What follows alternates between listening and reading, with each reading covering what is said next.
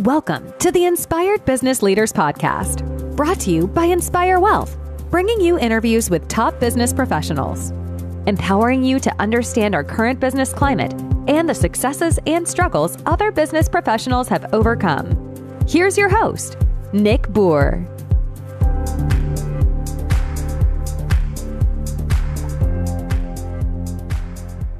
Hello and welcome to another episode of the Inspired Business Leaders Podcast. Today I have with us April Likins, who I'm really excited to talk about. She's, as a lot of us know, Inspire Wealth is my primary company, which is a full-service financial planning company. And what a lot of people don't always realize is how financial planning and finances can also really interject or relate to wellness. So April is a wellness coach and how to help you manage stress and how to help you lower your stress and just be happier in your day-to-day life. So April, welcome to the show. I'm excited to have you. Thanks so much, Nick. Yeah, I'm looking forward to our conversation today. Thanks for having me on. Yeah, no problem. Thanks for being here. So let's start with tell us a little bit about yourself and kind of what you do and how you work with clients and how your entrepreneurial journey began. Yeah, absolutely. So first, I live in Virginia with my family in the Blue Ridge Mountains, so it's really beautiful here, especially this time of year. I love fall. Lived here for most of my life. I'm a board-certified health coach, really just that helps busy and overwhelmed high achievers reduce their stress, like you said, find balance, prevent burnout, which is rampant these days, and increase their joy. And so I work with clients one-on-one, really just to identify areas that they feel stuck in their life, identify any hidden stressors. I find that often we've all got these hidden stressors that we're not always aware of. And so it can be helpful to have another set of eyes to kind of see if there are any blind spots. And then together we just work together on creating a plan to really build their resilience so that they can just feel their best inside and out. Yeah, that's great. I think that's so important today in today's world. And I think I don't think it's just COVID that we went through. I think it's more of, there's a lot more, especially whether you're an entrepreneur, whether you're a business owner, whether you're an executive, it's a lot more, what's the word I want to use? A lot more,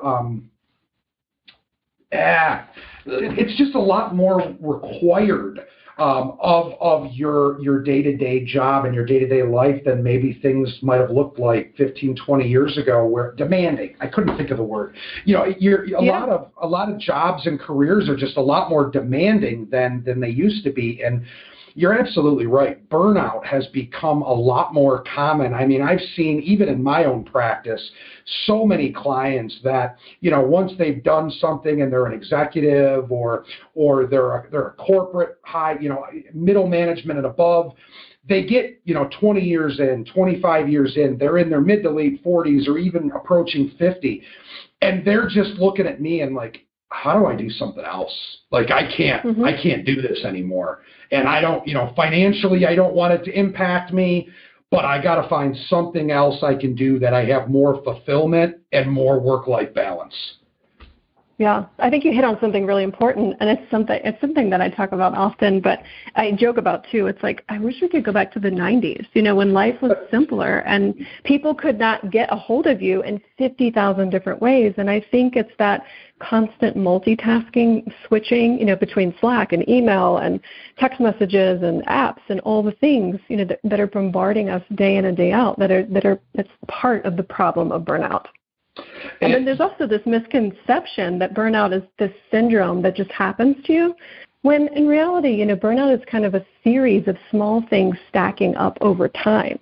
It's not saying no, it's workaholism, it's perfectionism, it's not taking your lunch break, it's not taking vacation, it's too much multitasking. There's lots of little things that can stack up over time to where you finally do feel just that you've reached this breaking point and burnout kind of hits.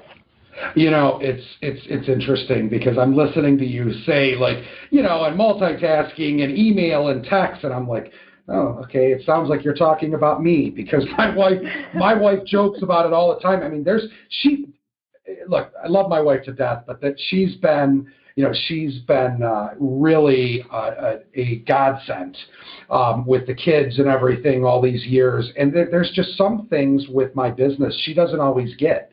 She understands, but she's like, there'll be times at 9 p.m., like I'll be either sending an email or, just something. And she'll be like, what are you doing? And I'm like, oh, I'm sending an email.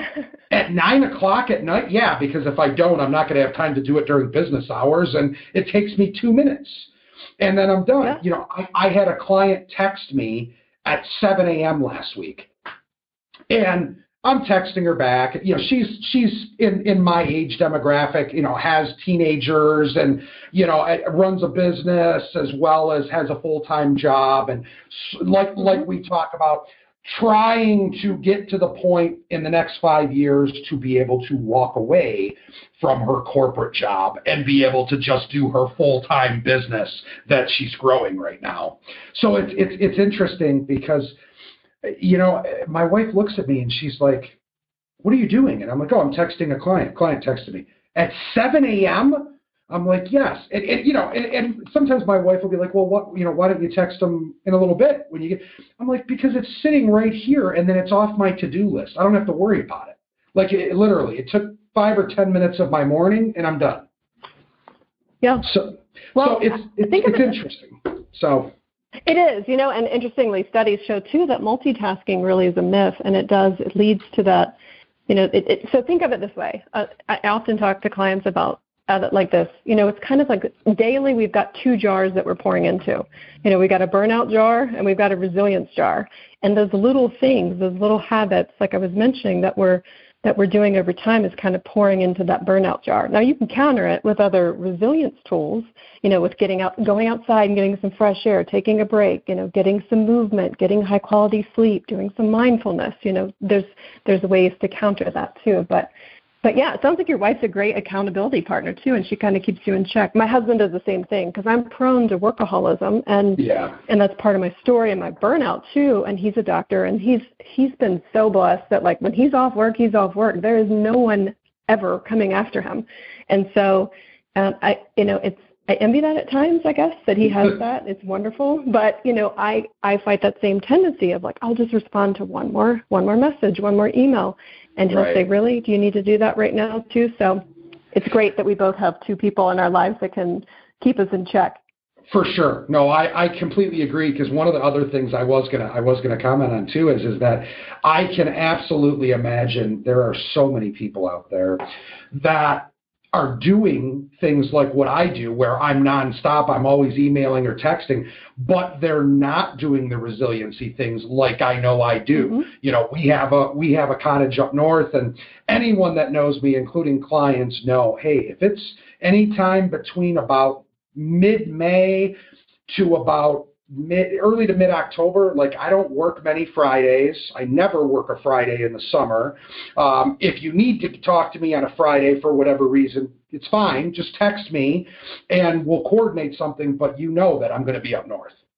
So it's just, that's my resiliency. So, that's one of the things I do over and over. I know this, and everyone that knows me knows this, but I also know there's a lot of people out there that don't do things like that don't take time away. Yeah, and I still do some things while I'm up there, but I only really do things while I'm up there when I'm up there for an extended period. So, like, this summer, we went up there for 10 days over the 4th of July and over Labor Day. Well, I took calls and did some Zooms in the morning. Well, again, if someone is doing that but also working the majority of the day, is that resiliency really helping them? Is that really or is that just is that continuing to fill the burnout bucket? Yeah, that's such a great point. And it's awesome that you have that boundary in place, because let's call it what it is. I mean, it's a healthy boundary that you set for yourself and your family, that Fridays are important for you and to you, and that's precious time. And so you don't work on Fridays. If it's urgent, they can text you, and that's just the key, I think, for a lot of people is figuring out what your healthy boundaries are and then implementing them too. But you're right, back to your point, it's like, there's this also misconception too that, just self-care and taking a vacation will solve, your burnout problems. And again, it's just doing these things one-off here and there. It's really impossible to prevent burnout. It's those day in and day out, little teeny micro habits that you do that really can prevent the overwhelm and burnout. For sure. No, I can't agree with you more. I mean, I know, like with my role and what I do, as an entrepreneur or a business owner, we wear a lot of hats.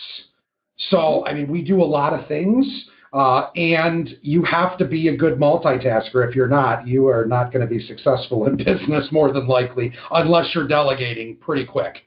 So, there's so many things that when you're an entrepreneur, when you're a business owner, when you're an executive, you need to make sure that you're taking time for yourself. Like you said, you're taking time for your family. You're setting specific boundaries. And if you're not, I think you are headed closer to burnout than, being able to maintain or have balance. So help me, one of the next things I want to talk through with you is talk to me a little bit about how, share a story about how health collapse ties to stress. I mean, we've talked a little bit about the, how it can be you filling the burnout bucket versus, filling the resiliency. But, help our listeners understand why this is so important and why there's a lot of people out there that just aren't doing as good of a job as they should be managing it.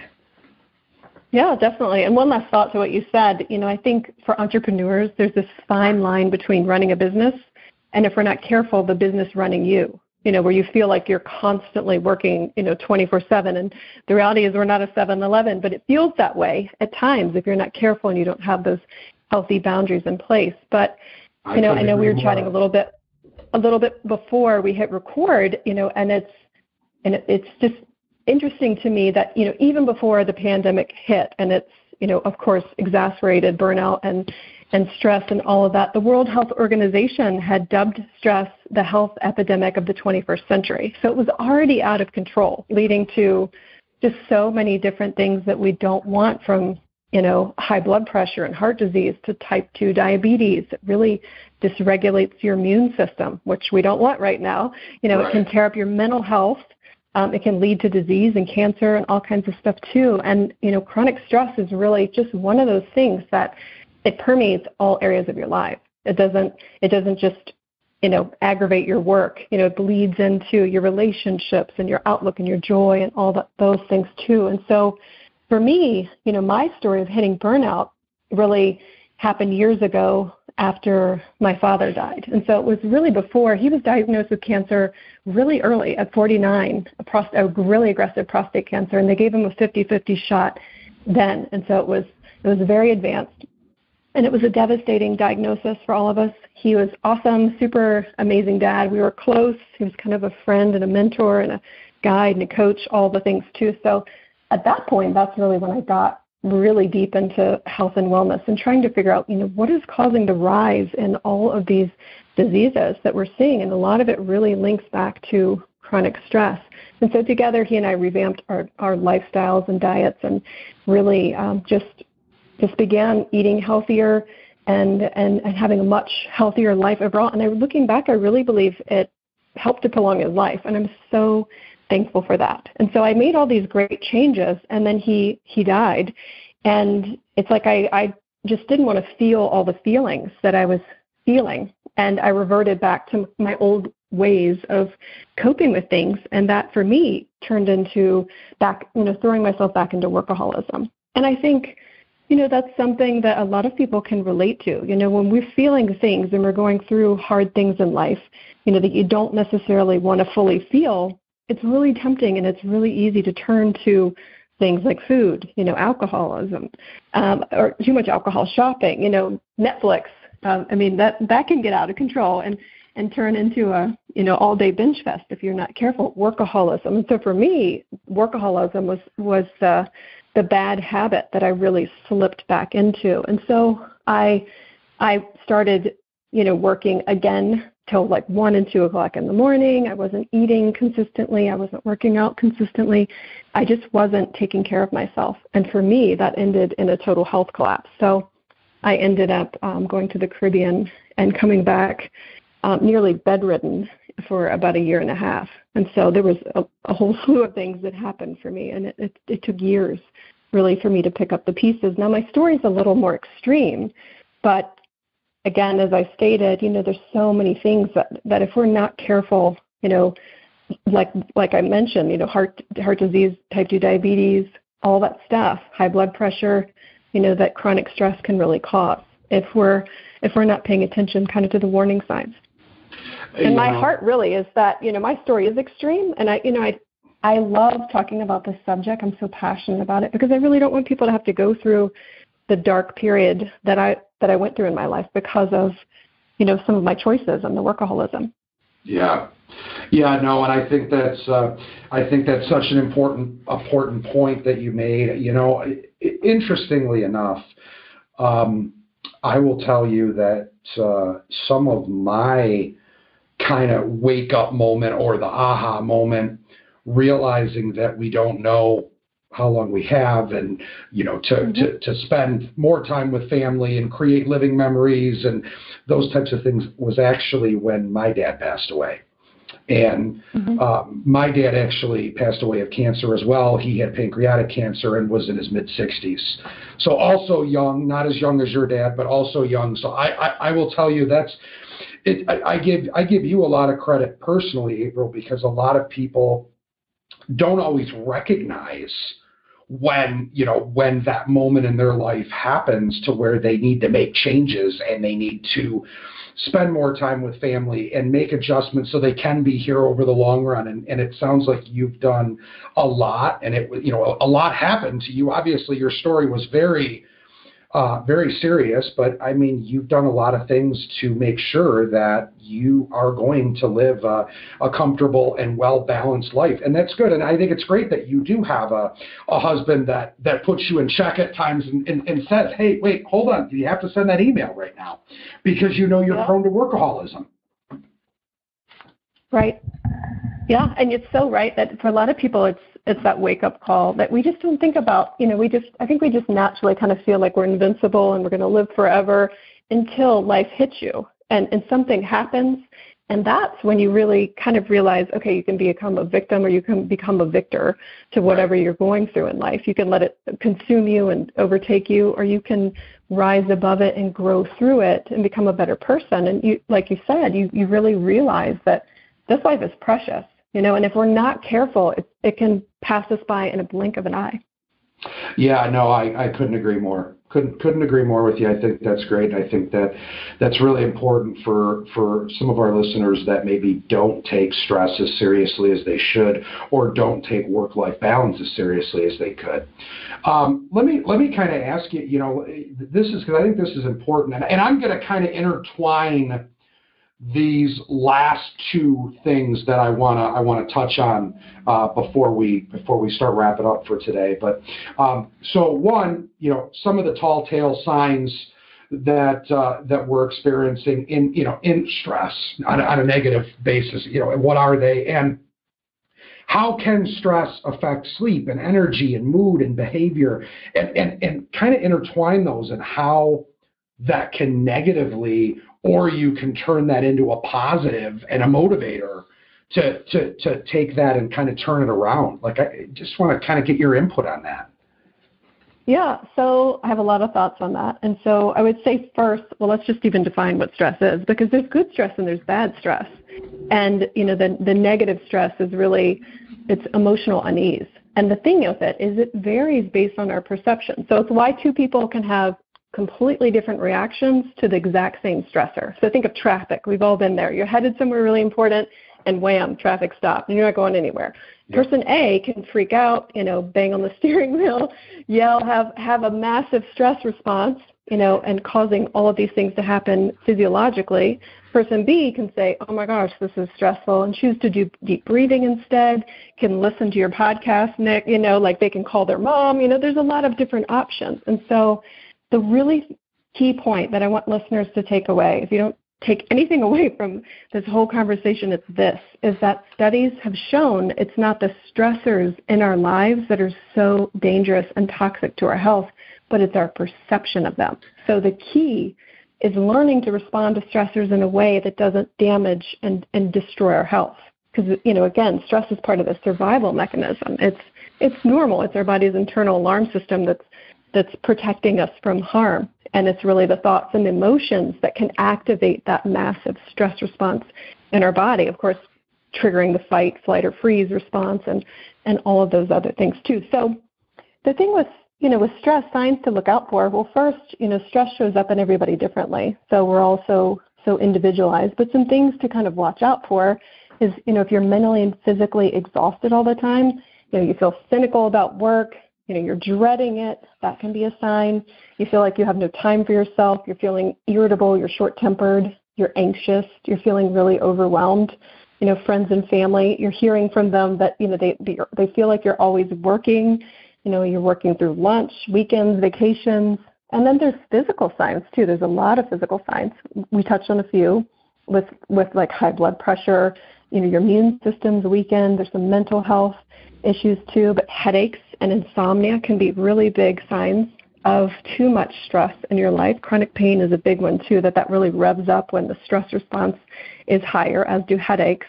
And of course, eating, and drinking can change too. So some people will find when they're really stressed, they'll eat less, but many people will find that, they're more prone to eating more, or the cravings for all the salty, sugary, high-fat stuff. Like, you never crave carrots and broccoli when you're stressed out. Right, never have for sure.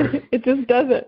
It doesn't. And so, the key is really just kind of listening to your body daily. And one thing that I always tell clients is do at least one check-in a day with yourself, for 30 seconds, and just ask yourself, what do I need today to thrive? And the cool thing is your body will tell you. It might be like, okay, we need to slow it down. It's been nonstop all day. Let's take a quick walk around the block. Or I'm dehydrated. I need some fluid, whatever it is. And just be mindful of what you need, because it's going to change day to day.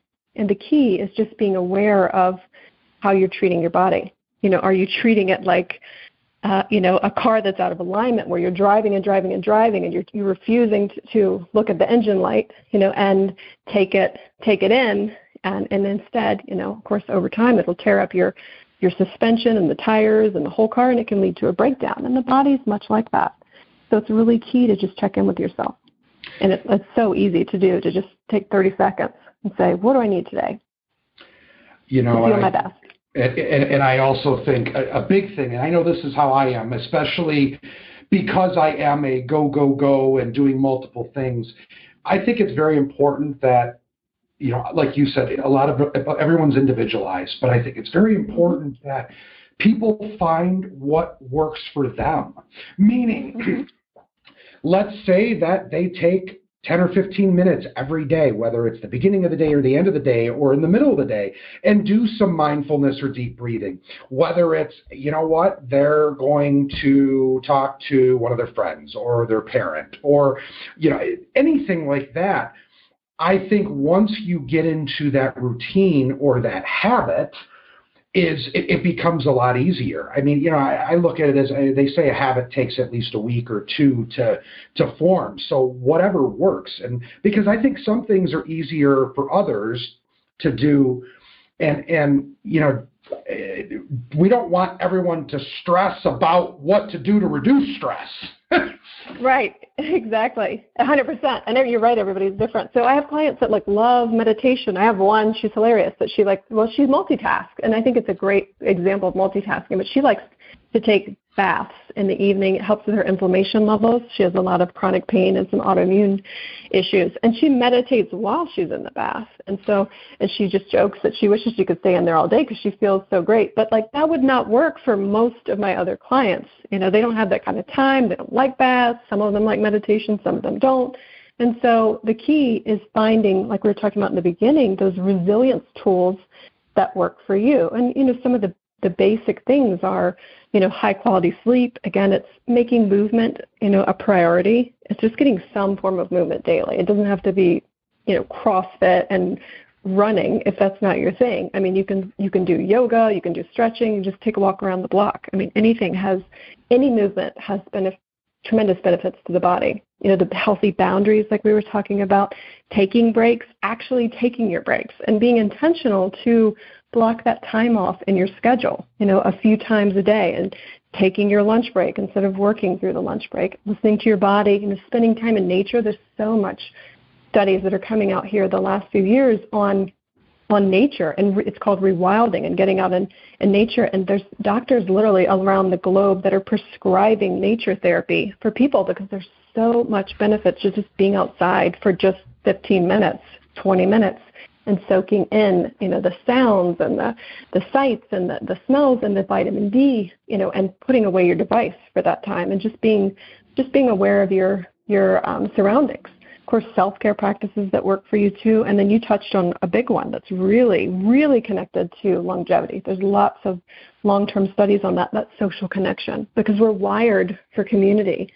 And we've become so much more isolated with, the rise of all the technology apps and devices that we have. And we've been more isolated than ever. And studies actually show that when you're with another person, your energy can mirror them and help to regulate your nervous system. It's really fascinating in a way that it doesn't happen virtually. So right now, we're not going to be able to do that in the method that we're chatting. But if I was sitting across from you, our bodies would literally be regulating each other. It's super cool. And so making sure that you've got some form of community and connection and creativity and fun. That's a big one I talk to clients about often. And I see is that people that are burnout and stressed out and at the end of their rope, the big thing they're often missing is fun. They're just working 24/7, and they've lost track of the things that they enjoy doing. And it's interesting. I ask clients that often, what do you like to do for fun?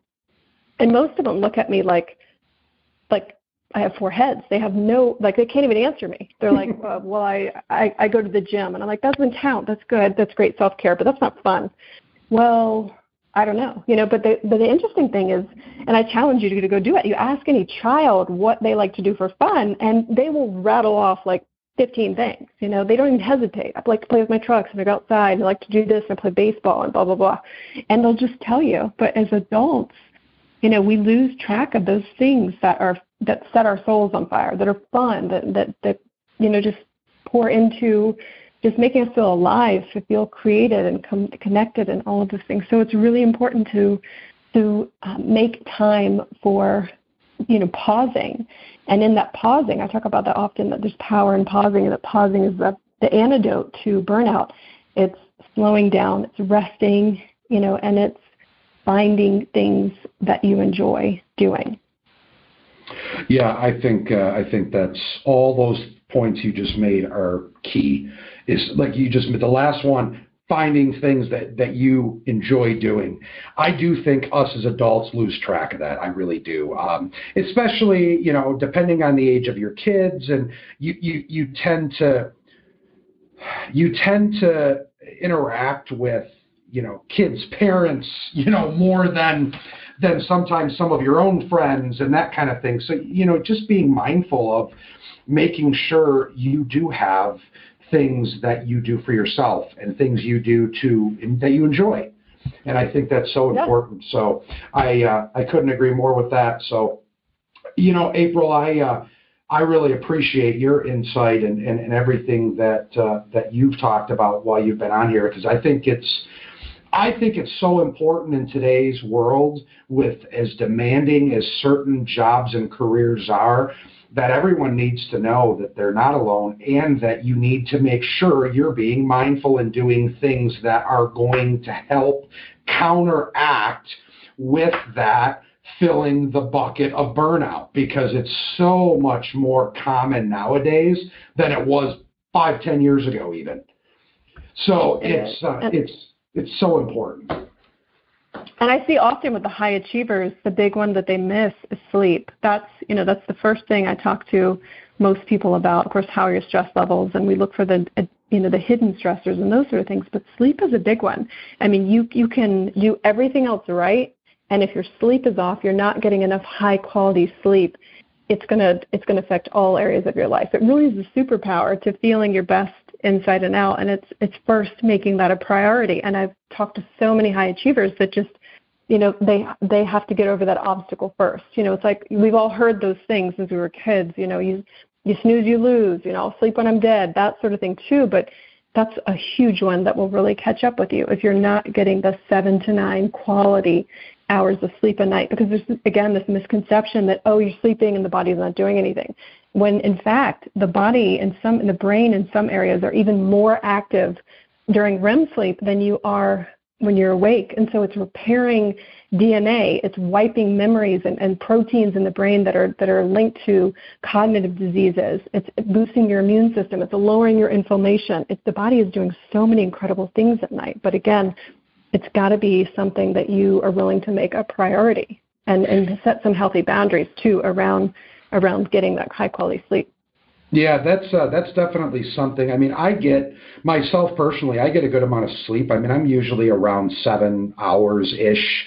My problem is I don't get enough deeper REM sleep. I'm a lighter sleeper, so like I've been trying to figure out personally, like how do I increase my REM or my deep sleep, because I know that's why I don't feel rested all the time. That's why I feel tired. Yeah. And it might tie into the multitasking, and some of it might just be that you need to pour more things into your resilience jar too in that. But that's great that kind of the key too, knowing your sweet spot too, because everybody's different. So clients that really thrive on 7 hours, and I have others that need more like 9 hours, and there'll be different seasons too, where maybe 7 is where you thrive now, but when stress levels increase, you might find, okay, I need 8, and that's okay. And again, listening to your body and giving yourself a little bit more. It's a funny stat, but when I was researching sleep recently, I was looking up, athletes and CEOs, because sleep is actually a really hot topic right now among a lot of CEOs and athletes across the board. And studies have shown way back to a study back in Stanford in the early 2000s that it's a massive way to increase your performance. It's a really cool study. I know we don't have time to get into it, but I could geek out on that too. But you're seeing so many people make that a priority, and when they're doing it, they're improving all areas of their life and their game and showing up so much better. And it's funny, LeBron James actually sleeps like 12 hours a night, and then he takes naps on top of it too. But sleep is one of those things that he's openly talked about as one of his superpowers for performing the way that he does in basketball. Wow, I didn't even know that. I didn't know he slept that much, and that was a big thing for him. He does. Yeah, that's why people often joke that if he's not playing basketball, he's sleeping. That's so funny. Huh. Wow. Okay. Well, I learned something new today, and I'm a big basketball fan. Nice. Likewise. Yeah. Well, thank you for sharing that, because now I know something that I didn't know before. But hey, listen, April, I really appreciate your time. This has been very good information. Let me ask you, if any of our listeners wanted to get in touch with you, wanted to learn more about different areas that you're talking to your clients about managing stress, what's the best way to do that? Yeah, they can connect with me on my website at aprillikins.com or on LinkedIn. I'm all over LinkedIn too as well. And then I have a new free guide called 15 Ways to Say Goodbye to Chronic Stress that really goes deeply into a lot of different ways that you can create these resilience tools for your life too. And so I know we didn't get to touch on a lot of those today, but it's more practical steps on, how to actually lower your stress levels in your life so that you can feel, more joy and just live a life that you love too. And for listeners too, if you're struggling with stress and balance and sleep and just not sure where to start, feel free to set up a discovery call with me too. That's where we can talk a little bit more about what's happening and where maybe those hidden stressors are and what the next steps might be as well. And again, you can just find me on aprillikins.com. But reach out too if anything resonated, you enjoyed what Nick and I were talking about today. It's always great to hear from listeners, and so say hi. Don't be shy. Well, I appreciate that. I know our listeners do as well, and I think that's great. I hope some of them take advantage of it and reach out to you and can check out your website and be able to get some guidance on the health and stress side of things. So thanks so much, Nick. Hey, thank you, April. I appreciate your time as well, and you've been great. And I want to thank our listeners for another episode of the Inspired Business Leaders Podcast. Hope everyone has a great day, and we will talk to you very soon.